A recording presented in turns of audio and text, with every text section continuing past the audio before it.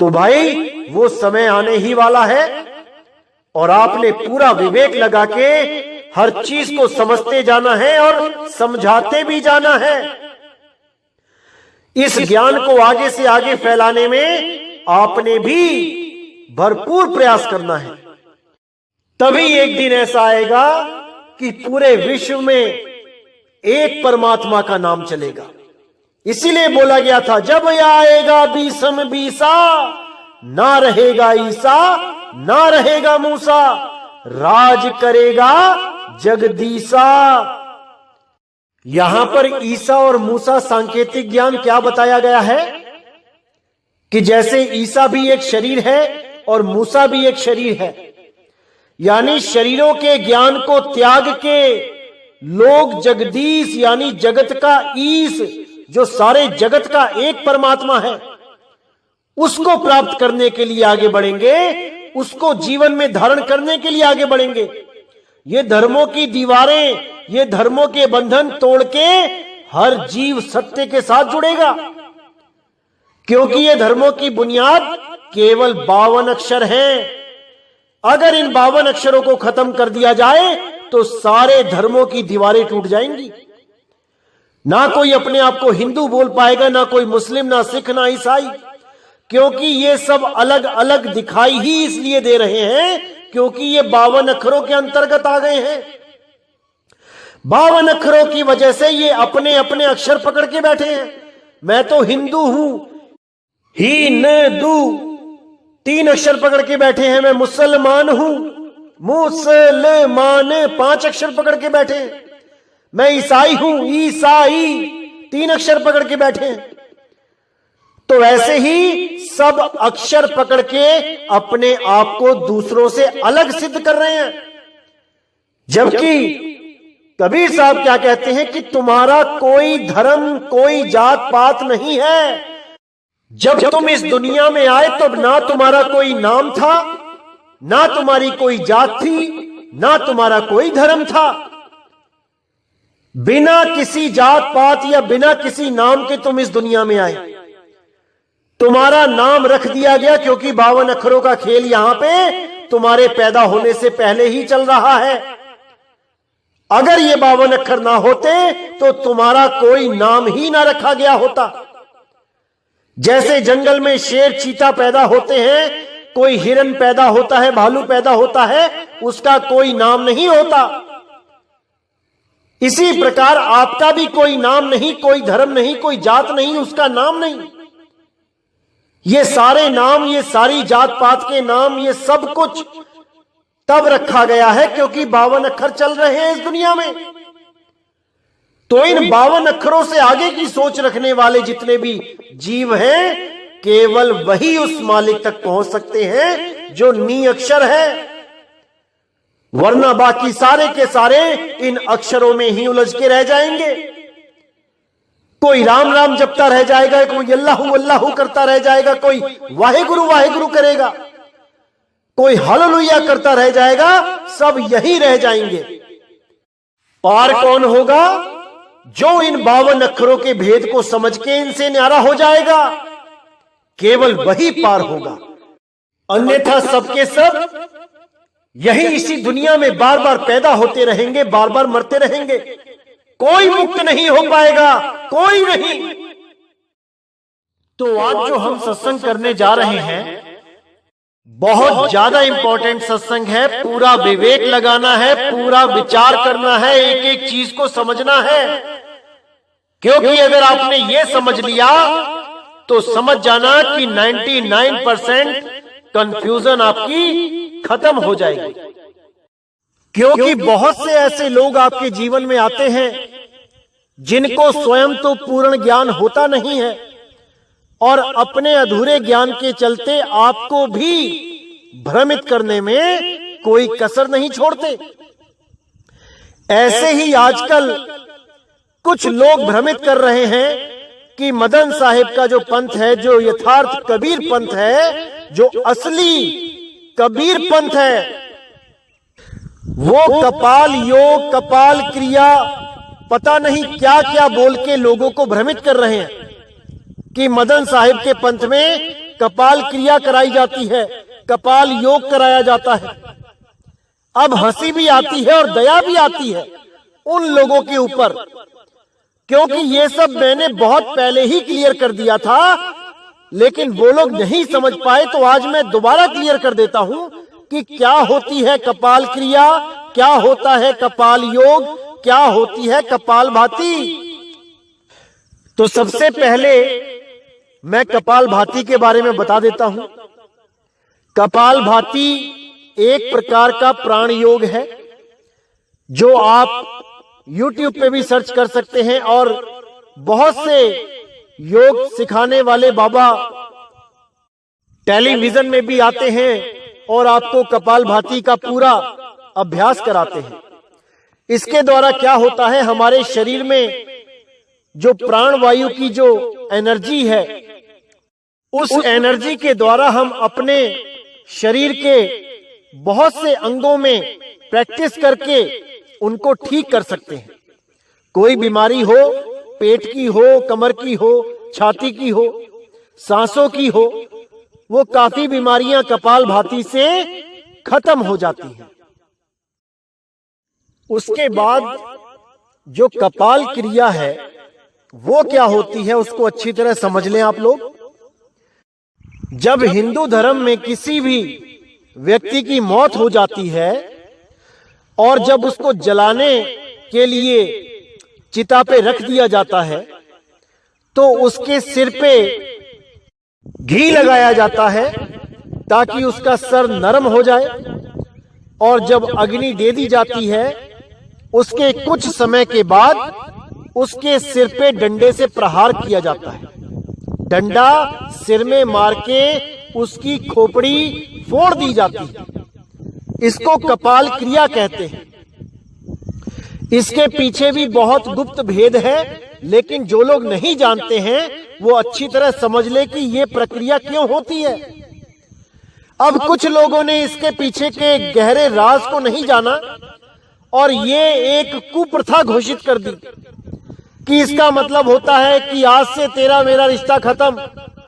जैसे सिख समाज में अब ये क्रिया नहीं होती। कोई अपने माँ या बाप को डंडा नहीं मारता सिर में, क्योंकि वो लोग सोचते हैं कि ऐसा करने से रिश्ता खत्म करने की बात की जा रही है, कि आज से तुम मेरे पिता नहीं, मैं तुम्हारा पुत्र नहीं, या तुम मेरी माता नहीं, मैं तुम्हारा बेटा नहीं। ऐसा बिल्कुल नहीं है भाई। कपाल क्रिया इसलिए की जाती है क्योंकि हिंदू धर्म का मानना है कि जब तक सिर को फोड़ के, ब्रह्मरंध्र को तोड़ के कोई जीव इस देह को नहीं त्यागेगा, तब तक उसको मुक्ति नहीं मिलेगी। वो इसी जन्म मरण में भटकता रहेगा। तो इस मान्यता की वजह से ये कपाल क्रिया की जाती है, सिर फोड़ने वाली, जब किसी प्राणी की, किसी हिंदू धर्म के इंसान की मौत हो जाती है। अब जो कपाल साधना होती है उसको भी अच्छी तरह समझ लें कि कपाल साधना में क्या किया जाता है। असल में कपाल साधना प्राण योग का ही एक हिस्सा है। कपाल साधना में क्या किया जाता है, क्योंकि YouTube पे आपको पूरी जानकारी नहीं मिलती है। अगर आप YouTube पे देखेंगे तो पूरी जानकारी नहीं मिल रही है, क्योंकि जो लोग ये वीडियोस बनाते हैं ये कोई साधक नहीं होते। ये केवल इधर उधर से इंफॉर्मेशन इकट्ठी करके एक वीडियो बना के आपके सामने अधूरी जानकारी रख देते हैं। असल में कपाल साधना क्या होती है मैं आपको बताता हूं, और बहुत अच्छी तरह आपको समझ में आएगा। कपाल साधना में साधक आराम से बैठता है चौकड़ी मार के और अपने आंखों को बंद कर लेता है। आंखें खोल के कपाल साधना नहीं की जाती। वो आंखों को बंद करके अपने प्राणों की गति को सामान्य करता है और अपने प्राणों को बिल्कुल सहज करके अंतर में चढ़ाई करना शुरू करता है, और धीरे धीरे धीरे इंगला पिंगला सुषमना से होता हुआ ब्रह्मरंध्र तक पहुंचता है, जहां पे 10वां द्वार बताया गया है कि 10वां द्वार ब्रह्मरंध्र ठिकाना है। वहां पर पहुंच के उसकी आखिरी मंजिल यही होती है। 10वें द्वार को तोड़ना ही उसका लक्ष्य होता है, क्योंकि कपाल क्रिया तो मरने के बाद की जाती है, लेकिन असल में ये क्रिया, ये साधना जीते जी करने के लिए बोली गई है वेदों पुराणों में, जिसका चित्र मैं पहले भी दे चुका हूं कई बार सत्संगों में, अगर आपने देखा होगा।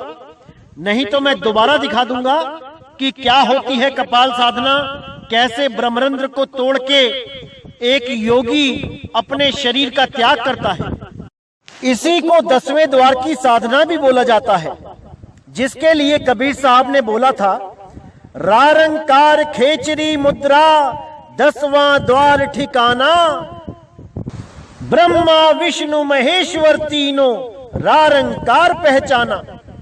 10वें द्वार के नीचे ब्रह्मरंध्र में रारंकार की धुन हो रही है। उसी धुन को 10वें द्वार पर ब्रह्मा विष्णु और महेश जी के द्वारा सारी उम्र सुना गया। सारी उम्र यही साधना करते हुए बिता दी और कपाल को तोड़ के अपने दिव्य लोकों में चले गए। इसलिए बहुत से लोग कंफ्यूज हो जाते हैं कि शायद मदन साहिब के पंथ में भी यही साधना करवाई जा रही है। बिल्कुल नहीं, क्योंकि केवल एक दोहा दिखा के आपको बार बार भ्रमित किया जाता है कि देखो 10वें द्वार की बात कर रहे हैं मदन साहिब के ग्रंथ। कौन सा दोहा दिखाया जाता है? 10वां द्वार गुप्त है, ब्रह्मरंध्र है ठौर, तहवां सुरती लिप्त करो, देह तजो फिर और। इस दोहे को दिखा दिखा के ये साबित करने में लगे हैं कई लोग कि देखो मदन साहिब के पंथ में भी, इस कबीर पंथ में भी 10वें द्वार की साधना करवाई जा रही है, जो ब्रह्मा विष्णु महेश जी ने भी की थी। अरे नहीं भाई, इस दोहे में गुप्त भेद छिपा है, जो केवल एक भेदी सतगुरु ही बता सकता है। अन्य किसी की इतनी सामर्थ्य नहीं जो इस दोहे को खोल सके। तो क्या कहती है वाणी? 10वां द्वार गुप्त है, ब्रह्मरंध्र है ठौर। इसका क्या मतलब है? इसका मतलब यह है कि 9 द्वारे तो प्रगट हैं, लेकिन 10वां द्वार गुप्त है। उस 10वें द्वार को कोई नहीं जान पा रहा है। सबके सब शिव नेत्र को, तीसरे तिल को, आंखों के बीच में जो, भवों के बीच में जो ललाट है, मस्तक है, उसी को 10वां द्वार मान के बैठे हैं। यही भरमजाल है। और कुछ लोग हृदय को 10वां द्वार मान के बैठे हैं, और कुछ लोग नाभि को 10वां द्वार मान के बैठे हैं। क्या कहूं मैं इन लोगों को, अपनी तो समझ से परे हो जाता है कई बार। अरे 10वां द्वार वो होता है जहां से ये जीव इस शरीर को धारण करता है, जहां से वो जीव इस शरीर में प्रवेश करता है। जब दिल भी नहीं था, जब शुक्राणु के रूप में किसी गर्भ में ये जीव जाता है, तब इसके पास दिल भी नहीं था, हृदय भी नहीं था। तब कौन सा द्वार था? 10वां द्वार। जब दिल ही नहीं था तो 10वां द्वार कहां था? कोई विचार नहीं करता। इसीलिए मैं बार बार समझाता हूं कि जब तक पूर्ण ज्ञान नहीं हो जाता, जब तक कहीं पर भी नाम नहीं लेना चाहिए, जब तक सारे कंसेप्ट क्लियर ना हो जाएं, तब तक कहीं भी नाम नहीं लेना चाहिए। इसीलिए बार बार मैं इंतजार करने के लिए बोलता हूं कि अभी 100, 125, 150 सत्संग सुन लो, हर चीज क्लियर कर लो, तब इस पंथ में आके नाम लो भाई। अभी जल्दबाजी मत करो। अभी बहुत से काल के दूत आएंगे जो आपको भरमाने में कोई कसर नहीं छोड़ेंगे। इसलिए आपने हर चीज को अच्छी तरह समझना है। तो क्या कहती है वाणी? 10वां द्वार गुप्त है, ब्रह्म रंध्र है ठौर। ये साफ बता दिया गया कि 10वां द्वार कहां पे है और उसका ठौर कहां है। ब्रह्म रंध्र है ठौर, यानी उसका आखिरी जो हद है वो ब्रह्म रंध्र है। अब आगे ध्यान कहां लगाना है? ब्रह्मरंध्र में लगाना है या ब्रह्मरंध्र से नीचे लगाना है या ब्रह्मरंध्र से आगे लगाना है या और ऊपर लगाना है या और 8 अंगुल ऊपर लगाना है, 5 अंगुल ऊपर लगाना है, 2 अंगुल पीछे लगाना है, कहां लगाना है? जब तक ये नहीं समझ में आएगा, जब तक ये वाणी कोई समझ ही नहीं सकता। तो साफ बोल दिया कि 10वां द्वार गुप्त है, ब्रह्मरंध्र है ठौर, तहावा सुरती लिप्त करो, देह तजो फिर और।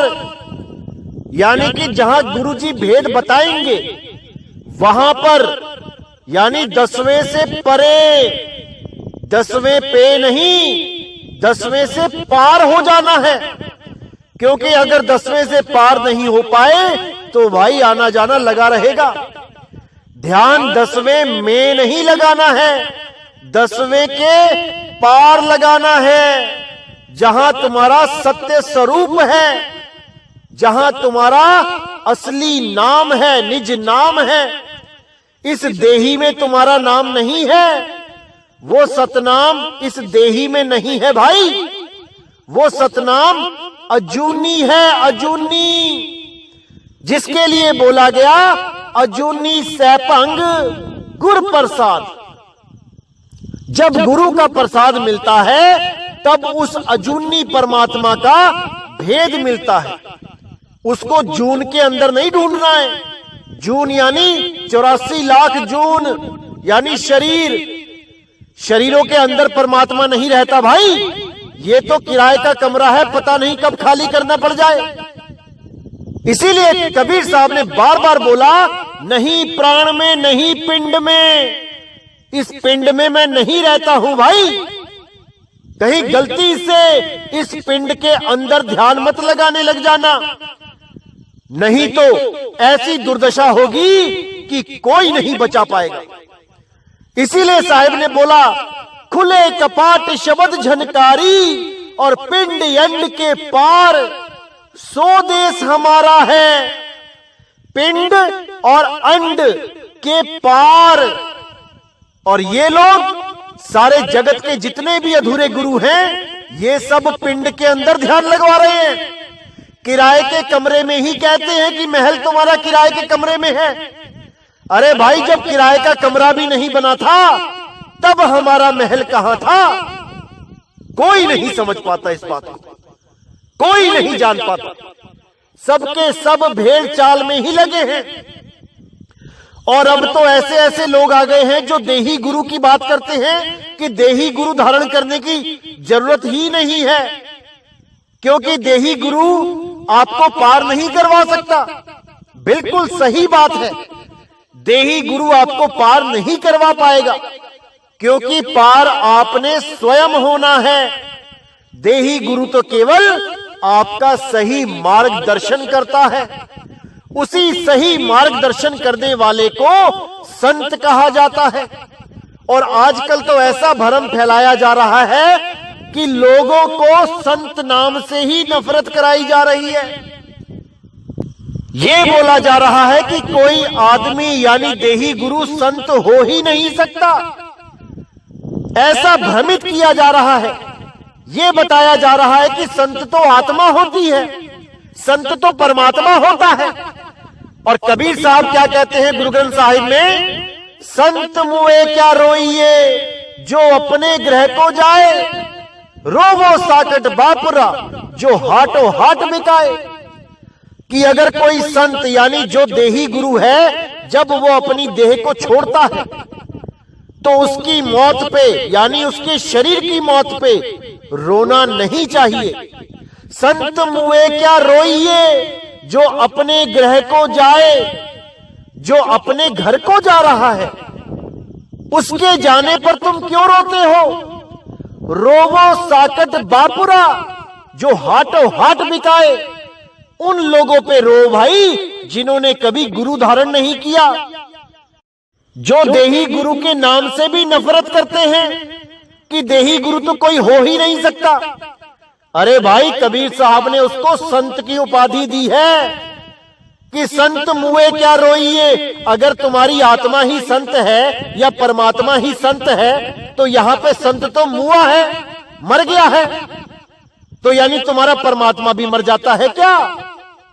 साफ बोला है, संत मुए क्या रोइए, यानी उस देही गुरु के शरीर छोड़ने पर क्यों रोते हो? अरे वो ज्ञानी पुरुष है, वो जानता है कि मैंने कहां जाना है। वो तुम्हारी तरह 84 में धक्के नहीं खाएगा, हाथों हाथ बिकाए, कभी मुर्गा बन के कभी बकरा बन के दुकानों पे काट काट के बेचा नहीं जाएगा उसके तन को। वो अपने घर को सही सलामत पहुंच जाएगा, क्योंकि वो भेदी है, उसके पास भेद है कि इस शरीर को छोड़ने के बाद कहां समाना है। इसीलिए साहिब ने बार बार बोला कि सुरत समाए शब्द में वाको काल न खाए। और वो शब्द देही में नहीं है भाई, वो विदेही है। वो 10वें द्वार के पार की बातें हैं, आर की बातें नहीं है। ये हृदय नाभि ये सब ये देही ज्ञान है, विदेही ज्ञान नहीं है। ये एक चीज आपको बहुत अच्छी तरह समझ में आ जानी चाहिए, तभी सारे कंसेप्ट क्लियर होंगे कि एक प्राण योगी, हठ योगी और एक सहज योगी जो सहज अवस्था को प्राप्त होता है, इन दोनों में क्या फर्क होता है? ये दोनों ही 10वें द्वार से निकलते हैं, इसमें कोई दो राय नहीं है, क्योंकि शरीर से निकलने के यही 10 द्वार हैं। चाहे कोई भी हो, इन्हीं 10 द्वारों से ही निकलेगा। 9 द्वारे संसार सब, 10वें योगी साध, एकादश खिड़की बनी, जानत संत सुजान।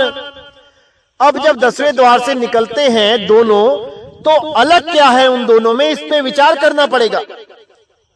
उदाहरण के लिए आपको बताता हूं मैं, जैसे एक कैदी जेल में है और दूसरा कैदी भी जेल में है, और दोनों जेल का दरवाजा भी एक है बाहर निकलने के लिए। अब दोनों के केस लगे हुए थे और एक को तो सजा हो गई बड़ी जेल में जाने के लिए, और एक के वकील ने उसको बाइज्जत बरी करवा दिया। अब दोनों ही एक ही दरवाजे से निकलेंगे, लेकिन उनको ले जाने वाली गाड़ियां अलग अलग होंगी और वो अलग अलग दिशाओं में चले जाएंगे। जेल के दरवाजे से बाहर निकलकर ही एक रास्ता उसके घर के लिए जाता है, और जेल के दरवाजे से मेन गेट से निकलकर ही एक रास्ता बड़ी जेल की तरफ जाता है। तो देखने वालों को यह लगेगा कि देखो दोनों ही एक ही दरवाजे से जा रहे हैं, लेकिन जो भेद को जानता है कि कौन बड़ी जेल में जा रहा है और कौन अपने घर में जा रहा है, वो हर चीज समझता है। इसी प्रकार मैं बार बार बताता हूं कि कपाल क्रिया क्या होती है उसको अच्छी तरह समझ लो, और सहज योग क्या होता है उसको अच्छी तरह समझ लो। कपाल क्रिया 10वें द्वार के नीचे की बात है भाई, और 10वें द्वार को तोड़ के निकलना होता है ऊपर के लोकों में।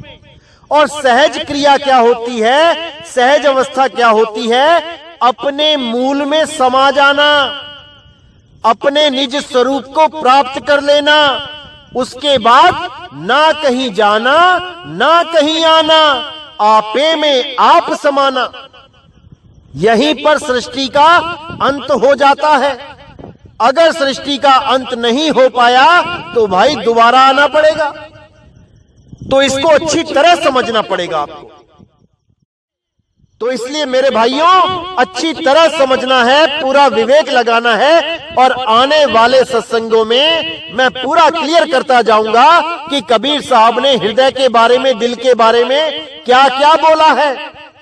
जो आपको भ्रमित करते हैं अब और नहीं कर पाएंगे।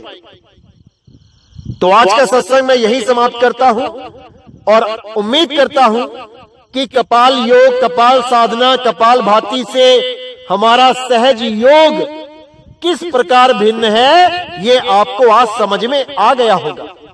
अगर अभी भी नहीं समझ में आया है तो आप मुझसे कांटेक्ट कर सकते हैं, आपको हर चीज समझा दी जाएगी। तो इसी के साथ मेरे भाइयों मुझे विदा करें। जय गुरु बंदी छोड़ बैराग साहिब, जय गुरु बंदी छोड़ साधु शरण साहिब, जय गुरु बंदी छोड़ बाबा नानक साहिब, बाबा अंगद देव साहिब, बाबा रविदास साहिब, बाबा धर्मदास जी, पलटू जी, भीखा जी, मेरे सभी संत। जय जय सतगुरु बंदी छोड़ सतगुरु सत्य कबीर साहिब की सदा ही जय हो, सदा ही जय हो मेरे मालिक की साहिब बंदगी सतना।